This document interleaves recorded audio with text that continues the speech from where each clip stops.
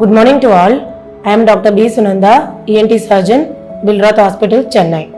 Treatment of this allergy. I have an acute allergy less than 1 day. Please take an antihistamine on that day and need not take it for a long time. I have an allergic reaction for more than 3 weeks. I have been taking an antihistamine for a long time. That time we will give other mast cell stabilizers or leukotrienes, which helps to reduce your mast cells. If you are having it for a very long time and it is chronic, that time the drug called as topical corticosteroids come to a role. Steroids, on hearing the word steroids, the people are getting a panic.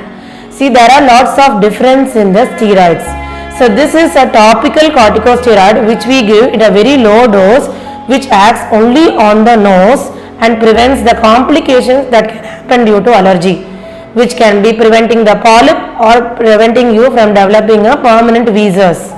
This topical steroids has no systemic absorption and no side effect on your lungs, heart, kidney, liver.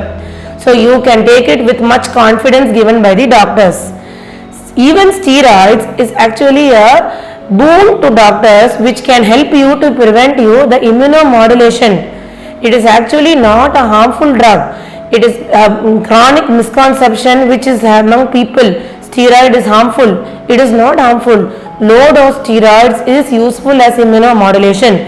The primary problem in allergy is immunoproblem, which can be corrected only with the topical steroids.